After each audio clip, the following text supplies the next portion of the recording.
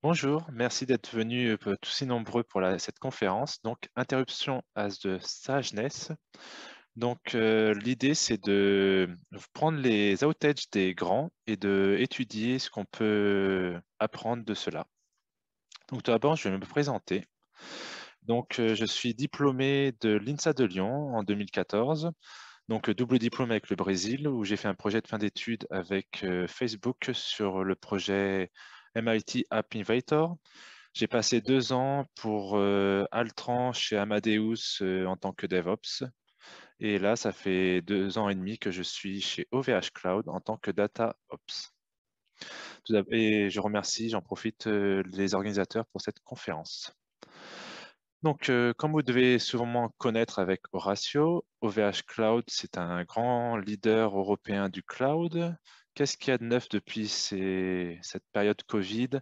C'est qu'on a récupéré la certif Secnum Cloud depuis décembre 2020. Et nous sommes répartis sur 4 univers de produits qui sont du classique Mutu Web jusqu'à as de service comme la machine learning et les GPU. Dans mon équipe, on s'occupe du data lake, donc cette partie, le cube qui est au milieu. Et donc, on va récupérer les données de toutes les bases de données, les ingérer dans le data lake, et après, on va pouvoir faire des études comme le calcul du revenu ou de la fraude. Et on s'occupe spécifiquement de ces missions-là, donc qui sont la réplication de la donnée, donc du lecteur sur la base de données jusqu'à l'ingestion à travers un Kafka. Toutes les opérations de scaling, de maintenance, les POC, les benchmarks, le tuning au niveau du data lake, l'industrialisation, l'automatisation, la mise en place de ces outils de machine learning, l'urbanisation, les audits, donc tout ce qui est CAC, PCI DSS, la partie sécurité, la migration des solutions, l'onboarding de nouveaux projets et tout ce qui est classique, donc le run. Donc, durant la conférence, j'avais posé la question, qui êtes-vous? Êtes-vous plutôt dev, plutôt ops ou étudiant? Et vous étiez 75 à être dev, une vingtaine d'ops et 10 étudiants dans la salle. Lorsque j'ai posé la question, avez-vous déjà possédé un téléphone d'astreinte? Vous avez été la moitié à me dire que vous avez déjà, durant votre vie professionnelle, côtoyé cet outil. Donc aujourd'hui, nous allons voir la partie introduction. Qu'est-ce qu'un post-mortem? Des histoires. Et nous allons à chaque fois voir ce qu'on peut en tirer de ces incidents. Tout d'abord, la partie post-mortem, c'est quelque chose qui se fait en parallèle de la réponse d'un incident. Donc, quand le client ouvre un ticket au support, nous avons un mécanisme qui est aussi de l'investigation du problème, comment le résoudre rapidement, la mitigation, le permanent fix, et cette phase-là se conclut par le post-mortem. Dedans, qu'est-ce qu'on obtient? On a l'identification de l'incident, tout ce qui est communication, donc quels canaux nous ayons utilisés pour communiquer avec les clients internes ou externes, l'organisation, l'utilisation des ressources, est-ce que c'était juste la personne qui était d'astreinte, toute son équipe qui a été activée, les notions de SLO, SLA, et donc cette rédaction du rapport. Tout ça vient du guide complet ITIL. Donc, ITIL est une norme. Et quand j'ai posé la question au public, il y en avait 20% qui connaissaient ces notions. Au niveau des chapitres qu'on retrouve dans les post-mortem, il y a tout ce qui est background, la timeline de l'incident, la root cause, qu'est-ce qui a causé ce problème, comment on a rétabli au plus vite le service, donc le workaround, qui ont été impactés. Donc, est-ce que c'est 1%, 10% ou l'intégralité des clients? Quelles sont les prochaines actions à ce sujet? Donc, est-ce qu'on doit faire une montée de version? Si on prend par exemple le cas de Log4j. Et aussi des chapitres annexes comme l'architecture pour donner le contexte. Et comme je vous ai expliqué dans la slide précédente, tout ce qui est communication. Est-ce que vous avez fait, par exemple, GitLab avait ouvert un Zoom accessible à tous pour continuer à suivre l'investigation. Voici un exemple. Là, c'est GitHub, donc qui décrit l'incident qu'ils ont rencontré, qui a duré assez longtemps, et donc avec une notion de background, de donner le contexte. Prenons un exemple très simple, le cas de Elliot. Cette histoire s'est déroulée à plusieurs reprises dans diverses entreprises. Le début de l'histoire commence toujours par la même manière, tel un conte par Il était une fois. Il était une fois un junior fraîchement sorti de son école d'ingénieur d'université et il avait déjà réalisé quelques stages dans des entreprises différentes. Après quelques interviews et la fougue, l'ardeur de la jeunesse, ce junior est impatient de commencer, de mettre en application tout ce qu'il a vu pendant ses plusieurs années d'enseignement. Il il ou elle est impatient de commencer. Disclaimer, pour que ça soit plus simple pour le discours, je ne vais pas parler il ou elle à chaque fois, mais l'idée y est. Donc nous allons l'appeler Elliot. Il se rend dans les bureaux, à l'époque, souvenez-vous, sans les masques, les gestes barrières, ni les distanciations sociales. Il visite les locaux, il a une présentation de chacun de ses futurs collègues, il prend un café avec eux, reçoit son ordi de haut de gamme qu'on vient de lui donner, donc le M1 par exemple, et il installe ses applications pour commencer à développer. Pour cela, donc, il va recevoir de la documentation sur Confluence ou tout autre outil, et il commence à tout installer, les dépendances, les outils, avant que nous ayons CodeSpaces ou Gitpod. C'était une vraie labeur. Une fois configuré sa machine virtuelle, les repos, il lance les tests pour valider sa configuration. Il commence à programmer, puis il se rend compte autour de lui que tout le monde s'agite. Il y a beaucoup d'appels dans le bureau, il y a un incident sur la production. Les seniors développeurs sont sur le pont pour trouver la route cause, pourquoi l'application est down. L'un des trois développeurs identifie l'origine du problème. Il en va parler au CTO, au directeur de la DSI, pour lui présenter son raisonnement. Ce dernier se déplace en direction d'Elliot et lui dit « Tu as tout supprimé la base de données de prod, prends tes affaires, tu dégages, je ne veux plus te voir. » Et donc, cette moralité de cette histoire, c'est qu'il faut faire attention aux credentials, aux identifiants de la production et vouloir les stocker dans un endroit sécurisé. Là, le junior, il ne s'est pas rendu compte. Dans la documentation, dans la procédure, il y avait un sous-chapitre Dev Prod. Et en allant vite, il a copié sur son environnement de travail les credentials de prod au lieu de copier la dev. Et quand il a exécuté la batterie de tests, la première chose que fait les tests, c'est de faire un drop table pour charger la donnée. Et donc, il a fait ça sur la base de données de prod. Donc, pensez à stocker ça dans un locker, un vault, et également éventuellement mettre en place des airbags, donc des role-based access control. Cette histoire, elle semble anodine, mais comme vous pouvez le voir dans ces exemples, il se présente de temps en temps. Là, par exemple, c'est HBO. Pareil, ils avaient envoyé un mail à tout le monde, donc le coût du stagiaire, ou également à OVH Cloud récemment. Et toute cette histoire que je vous ai racontée, c'est quelque chose qui s'est passé donc chez AWS la veille de Noël en 2012. Donc comme quoi, ça arrive même aux plus grands. À GitLab, c'est arrivé ça en 2017 et également pour Digital Ocean. Donc vous avez les liens des post-mortem pour pouvoir les consulter et avoir cette narration. Donc les conseils que je peux vous apporter à ce niveau-là, donc Peut-être éventuellement insérer une approbation manuelle, une revue. Auditer donc les systèmes. Là, par exemple, un drop table, peut-être un SIEM, donc un outil qui permet de récupérer les événements liés à la sécurité, aurait interrompu le processus. Les airbags, comme je vous ai raconté. Stocker ces informations-là dans des endroits sûrs. Et le quatrième conseil que je peux vous apporter, c'est tester vos procédures de backup, savoir si le backup est valide et si vous avez la procédure de restauration. Prenons un autre exemple, le legacy.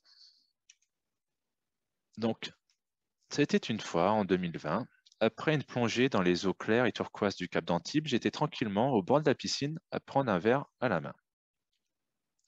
Puis soudain, je reçois un message sur Slack. À la lecture d'un mot, ça me glace le sang. Mon corps se raidit. Nous avons des soucis sur le legacy. Donc je trouve que cette illustration est vraiment très illustratrice. Vraiment, un dessin vaut 1000 mots. On voit que le legacy, c'est quelque chose qui a mal vieilli, qui est un ensemble, un amas de choses. Et donc, nous ne savons pas trop comment le manipuler. Dans mon cas, on avait reçu le transfert, l'ownership de l'infrastructure sans une documentation exhaustive et complète, et je trouvais cela de mauvais augure. Le problème semblait disparaître suite à la restart d'un service de l'un des nœuds de notre data lake. Après un copieux déjeuner, un petit plongeon dans la piscine et 2 rebelotes, le téléphone d'astreinte qui retentit à nouveau. L'incident était devenu un problème. Donc, à l'audience, je vous pose la question, si tout hasard, tout le monde connaît la différence entre un incident et un problème. Les personnes qui ont fait la certification utile ont dit que oui. Et je vais décrire pour les étudiants qui étaient présents dans la salle. La notion de problème, c'est quand l'incident se reproduit plusieurs fois. Donc c'est une occurrence, dès qu'il y a plusieurs occurrences d'un incident, ceci est un problème. Et donc là, on est un peu comme dans cette phase-là où je suis dans le legacy et je ne sais pas trop comment atteindre mon trésor sans faire un trou et me retrouver bloqué à déconstruire plus de choses qui fonctionnaient. Donc, après la lecture des logs de cette machine concernée, je remarqua que le problème était causé par une saturation de la pool de connexion, la file d'attente, et malgré quelques mails aux développeurs, l'absence de changelog de la production, j'ai dû programmer un workaround. Mais étant sur un environnement de production, je devais faire très attention. J'optais pour une technique KISS. Donc, c'est quelque chose qui est assez connu. Il y avait une 30% de l'audience qui était au courant. L'idée, donc, c'est vraiment de keep it simple and stupid. Après une dizaine d'occurrences du problème, j'ai installé une petite sonde qui fait que checker ma connectivité de mon service toutes les 5 minutes. Et si, au bout d'un timeout de 10 secondes, le service ne répondait pas, je redémarre. Depuis un an, cette petite sonde tourne en forme cron-table et donc a restauré plus d'une centaine de fois mon serveur. On a aussi une variante du KISS qui est Keep it super simple.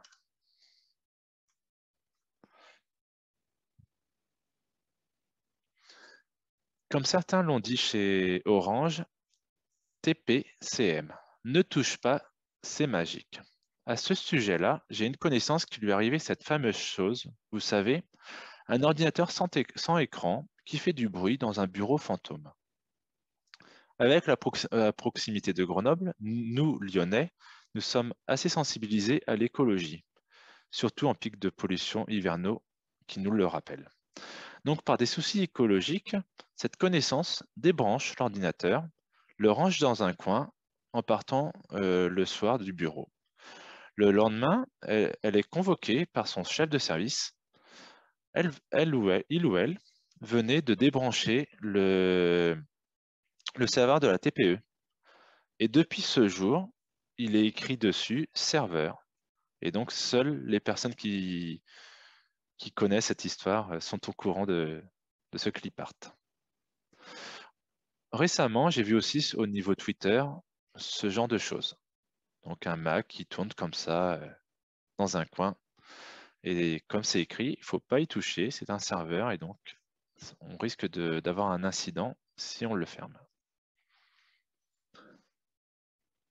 Prenons maintenant le cas du CDN. Mardi matin, le 12 mai, j'étais tranquillement en télétravail quand mon beau-père me dit que son Doctissimo, oh non, Ordissimo, ne fonctionnait plus. Quand il consultait Marmiton, il avait une erreur 503. Donc j'ai dû tester sur mon ordinateur et je lui ai montré que non, c'est un problème mondial. Une panne massive avait touché une partie d'Internet. Il y avait des sites de médias comme le Financial Times, le New York Times ou le Guardian qui étaient impactés, ainsi que Le Monde, Reddit, Twitch, Amazon, PayPal, et même des sites institutionnels comme celui de la Maison Blanche ou du gouvernement britannique, qui ont été interrompus par cette panne. Les visiteurs des sites étaient accueillis par ce message suivant, 503, Service not available. Très rapidement, le problème semble être généralisé et cantonné à Fastly, et donc qui est une plateforme de cloud computing appelée CDN. Un d'autre terme, quand vous accédez à Reddit à travers votre navigateur depuis la France, ce contenu ne voyage pas systématiquement à travers les câbles transatlantiques, mais c'est le CDN qui prend le relais. Il va vous transmettre plus rapidement les pages que vous avez demandées, et donc ça évite de faire en permanence cette communication avec, avec les États-Unis, en se basant sur son réseau de serveurs basés en Europe. Le marché de DCDN est bien connu, hein. On a le trio de tête qui est Amazon CloudFront, Cloudflare ou Akamai. Fastly, il a été fondé en 2011 et il est rentré en bourse en 2019. Quand on accédait sur son site, on avait un message qui disait « Nous avons identifié une configuration de service qui a déclenché une perturbation dans nos réseaux POP, nos points de présence. Au niveau mondial, nous sommes actuellement en train de la désactiver pour résoudre le problème. » Sur Twitter, nous avons vu aussi ce genre d'images surgir comme quoi, comme Log4j, c'est un peu un talon d'Achille pour l'infra. Donc, est-ce que les CDN vont être mieux intégrés dans l'architecture Internet de nos jours? Parce que c'est vrai que c'est un SPOF au niveau des sites web, parce que tout passe à travers un CDN. Et donc, si ce CDN a un souci, malheur, votre site ne fonctionne plus. Donc, peut-être des améliorations de protocole HTTP. Peut-être HTTP 3 va mettre ça en place. De plus, comme je vous ai présenté précédemment, les erreurs 503 étaient vraiment des erreurs tout à fait banales, classiques. Or, Fastly propose de les adapter, de les customiser à votre couleur avec votre CSS. Donc, ça fait quelque chose de plus user-friendly. Donc là, c'est le post-mortem et on voit que la mise en place était du 12 mai et le réel incident avait eu lieu le 8 juin. Et donc, ça avait causé, là, on a les chiffres, plus de 80% d'échecs. Donc, au niveau des actions qu'on peut prendre, c'est personnaliser les messages d'erreur, tester les demandes clients. Là, c'était dans le cadre d'une demande client. Donc, ils auraient pu essayer. Peut-être, là, suite à l'incident, rajouter un test end-to-end pour prendre ce cas-là et voir si ça ne se reproduit plus. Et tester les procédures du Itinerant Book. Donc, on peut faire ça éventuellement le vendredi après-midi en mode roleplay. Retour sur mes expériences, le legacy. Donc, le téléphone d'astreinte sonne et on a notre fameux legacy qui a des problèmes. Cette fois-ci, c'est sur nos applications satellites de notre data lake. Vous vous rappelez ce legacy. Donc, le restart du service de l'application n'était pas suffisante. Et dans les logs, il était écrit Zookeeper disconnected, suspended, reconnecting.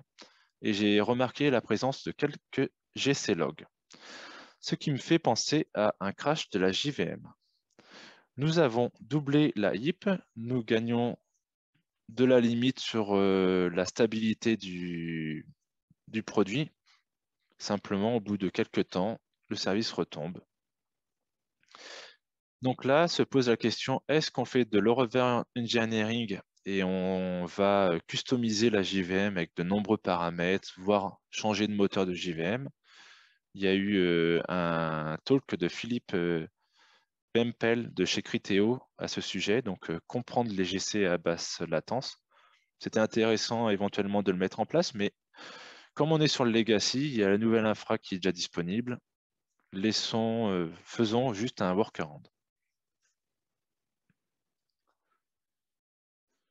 Et donc là, on doit se poser la question, comment on puisse rétablir au plus vite, vous savez, cette notion de l'analogie de la grotte. Et en plus, dans le monde Hadoop, on est toujours sur une version assez ancienne de Java, la version 8. Donc, je regarde au niveau du back-end, je me rends compte que le service utilise une RocksDB qui fait quand même une taille assez grande de 128 Go.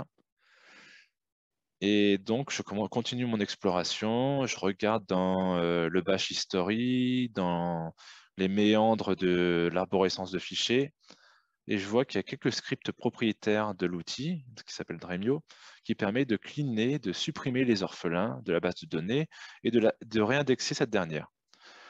Donc, après une longue attente que ce script s'exécute, le service est restauré. Et en attendant la nouvelle plateforme et la nouvelle version majeure de cet outil, on a ce script-là qui tourne de manière hebdomadaire sur cette ancienne infra.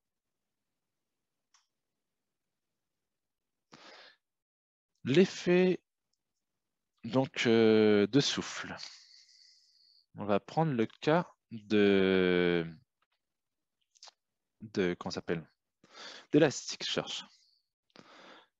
Donc Zookeeper, on va déjà reprendre, ça a été créé en même temps que Hadoop. C'était un système qui est la base de beaucoup de systèmes distribués. Kafka en faisait partie jusqu'à la version 2.8. C'est l'ancêtre de Consul etcd. Il fonctionne donc en mode Key Value Store, mais de manière hiérarchique. Il a d'excellents résultats au Jepsen. Donc, qui sont des tests pour tester les systèmes jusqu'à vraiment les pires cas et axés sur les bases de données. Les avantages de Zookeeper sont les suivants. Donc, suivre les changements avec un watcher, donc sur un PAF. La notion de nœud éphémère. La notion de session, donc quand on se déconnecte et on se reconnecte, ben on récupère les changements que nous avons loupés. Et donc, dans l'architecture de Elasticsearch, du moins plus précisément dans le produit qui s'appelle Elastic Cloud, c'était vraiment le talon d'Achille, le cœur névralgique de toute cette infra. Et ce qui s'est passé, c'est qu'à un moment, il y a eu beaucoup plus de requêtes. Le CPU du Zookeeper a commencé à augmenter. Et tous ces systèmes que vous voyez autour, ils commençaient à subir des déconnexions avec le Zookeeper. Donc, qu'est-ce qu'ils font? Ils se reconnectent, ce qui fait augmenter encore plus le CPU, la mémoire du Zookeeper. Et donc, le Zookeeper a fini par tomber. Et donc, tous les systèmes ne se voyaient plus entre eux parce que le système central ne marchait plus. Donc, ça s'est produit en 2018. Il y a un excellent talk qui a été présenté. J'ai le lien ici durant le Jug de Toulouse, un meetup. Et ça s'est produit donc le 18 janvier 2018. Et tac. Les choses qu'on peut prendre là-dessus, c'est qu'il y avait peut-être un point à faire au niveau un circuit breaker, par exemple. Dès que les systèmes se sont déconnectés, au lieu de tout de suite se reconnecter, peut-être en mettre quelques-uns à se reconnecter. Mettre en place des systèmes de warm-up, un peu comme le diesel, un préchauffage avant d'attaquer. La mise en place d'une liste d'attente. Cloudflare a ce genre d'outils. Doctolib l'a mis en place avec la vaccination. Faire du chaos monkey, donc bien solliciter chaque cube de notre infra. Là, c'était suite à un petit bug dans leur outil pour communiquer avec le Zookeeper qui s'appelle Apache Curator.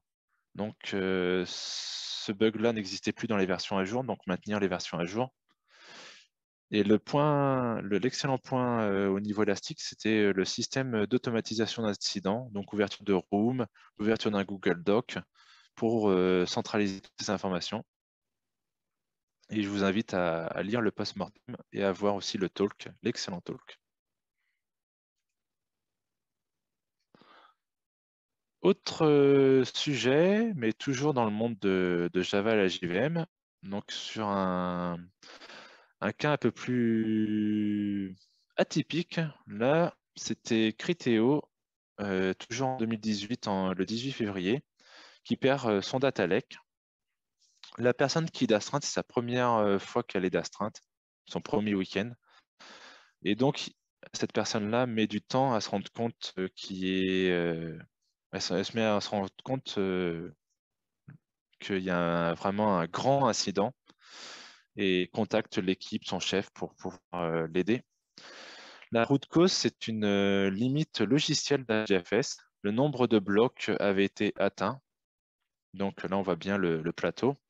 Et c'était vraiment une limite logicielle. La technologie ne pouvait pas être au-dessus. Donc pour cela, ils ont fait plusieurs actions. La première, c'était de couper, arrêter tout, même au niveau serveur, même au niveau client.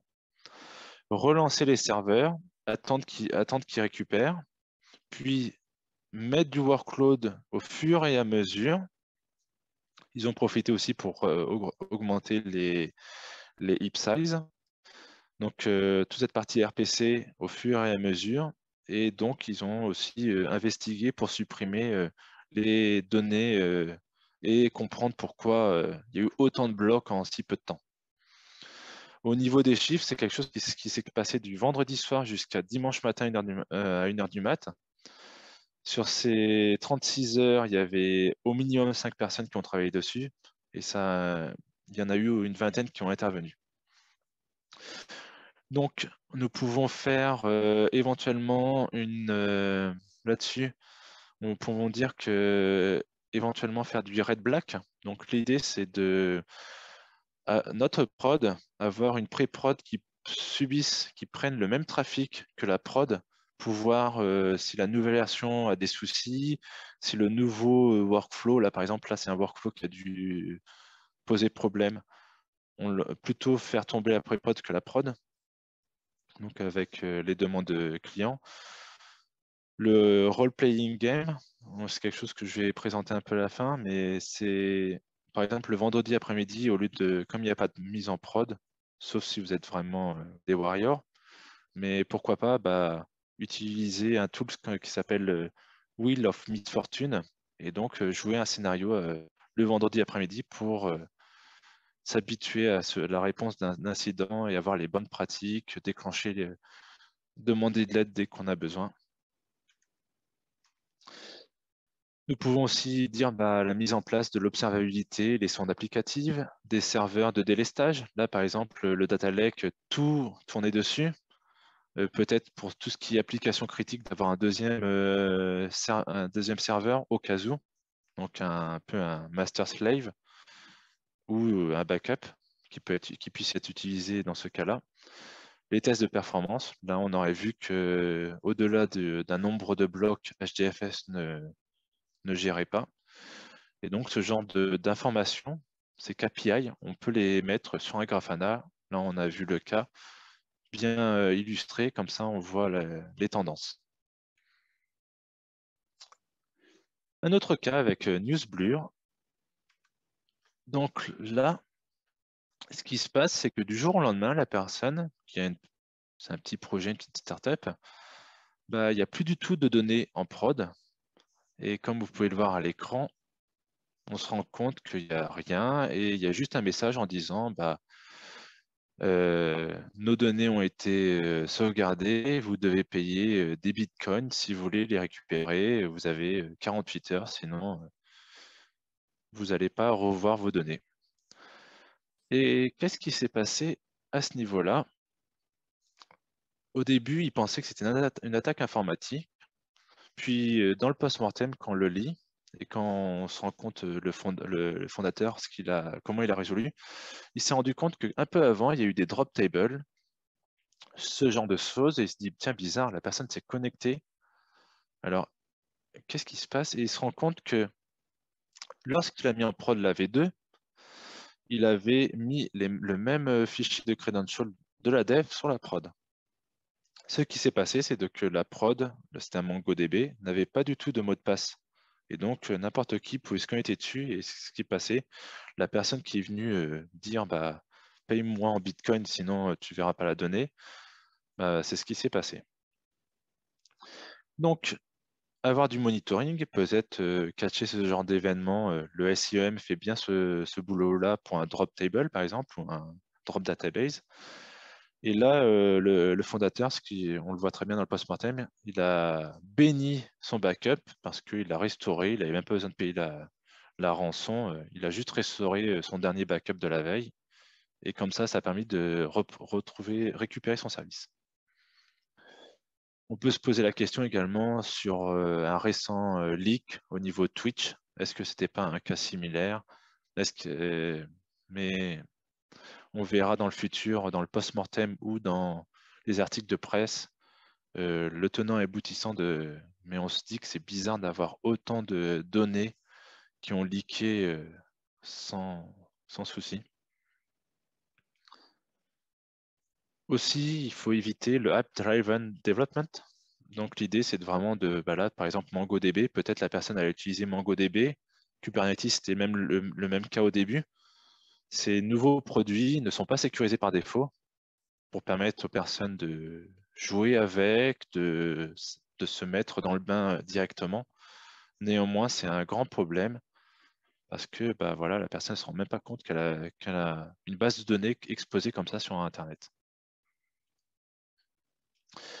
La CI/CD, si on avait un système de dev prod, bah, si c'était de manière automatique, il n'y aurait pas eu ce problème. Le CI/CD prend le Jenkins, il prend les credentials pour la dev, les credentials pour la prod. Avoir aussi une histoire peut-être de approbation manuelle pour des montées de version, pour faire un double check par exemple. Et pourquoi pas des règles automatiques au niveau sécurité, donc un peu du DevSecOps, donc faire du pen test, donc tester si admin fonctionne sur votre base de données, si j'arrive à me connecter sans password, ce genre de petits tests qui doivent être tout le temps false, mais si ça passe true, c'est vraiment qu'il y a un problème. Au niveau du DNS, qu'est-ce qu'on peut parler? Donc beaucoup, quand ils entendent parler du mot DNS, c'est un peu cette idée-là.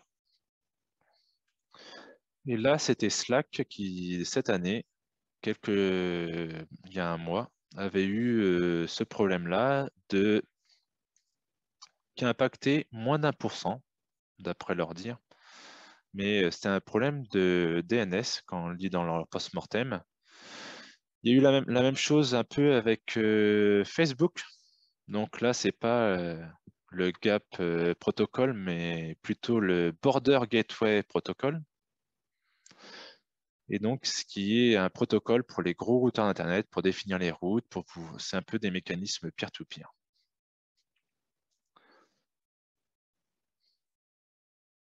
Ça me fait penser un peu à ce que dit Guilford. Alors, Au niveau de Facebook ou Slack, si on changeait le DNS, pas dans Facebook, dans le cadre de Slack, on changeait le DNS, le problème était résolu.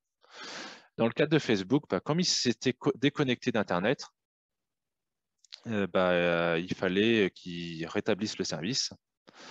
Il y a beaucoup de littérature. Là, je vous ai montré des threads ou des documents. Donc, n'hésitez pas à cliquer dessus sur le PDF. Vous pourrez en savoir plus. Et le temps passe, donc je vais devoir continuer. Ce qui s'est passé, c'est que donc, comme ils se sont déconnectés, ils utilisaient aussi leur outil de messagerie. Bah, tout d'abord, toutes leurs docs étaient sur un format facebook.com, donc ils n'avaient même plus accès à leurs docs. Ils utilisaient Messenger aussi comme outil de communication. Comme leur DNS, il ne marchait pas, bah, impossible même de communiquer dans les équipes.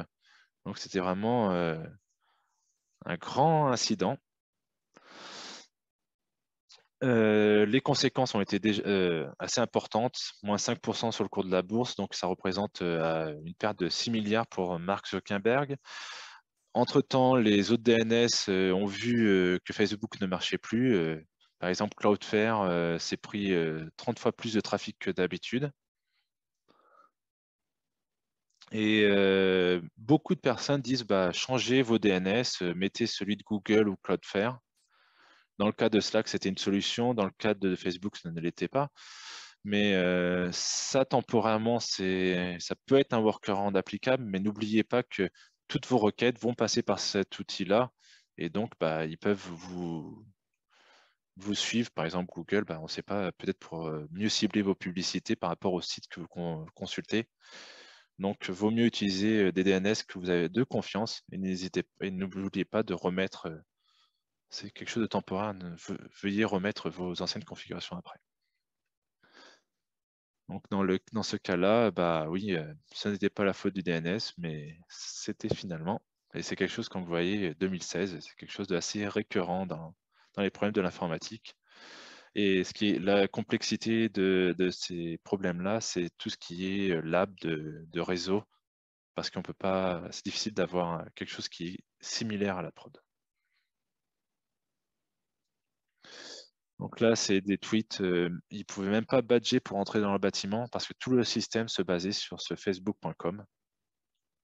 Donc, une solution, c'est un peu de séparer, donc vraiment faire une séparation de concerns.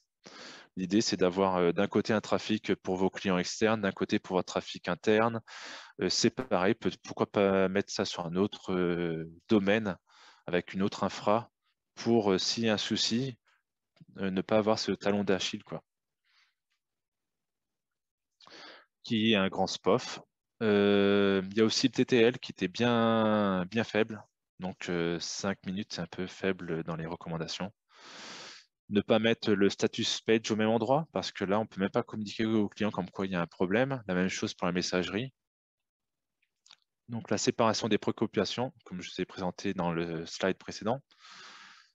Les multi-IP, les multi-domaines, ne pas changer les DNS de manière permanente, avoir des routes de secours, donc d'autres systèmes pour vous connecter à votre infra si votre infra principale est tombée.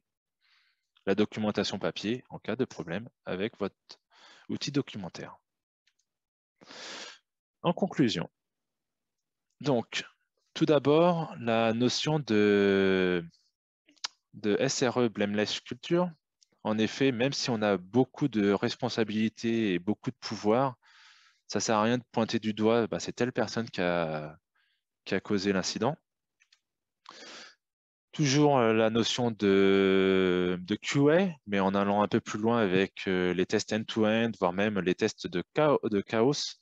Donc, voir comment ça fonctionne quand on perd une machine, un serveur, quand on perd une zone de disponibilité, voir si votre infra secondaire fonctionne. Formez vos équipes, donc avec du roleplay. Testez très fréquemment vos backups et évitez de mettre vos données. Par exemple, là, il y a eu un labo pour le Covid qui avait mis le backup sur un drive, donc accessible par Google et même si c'est pas mal configuré par tout le monde.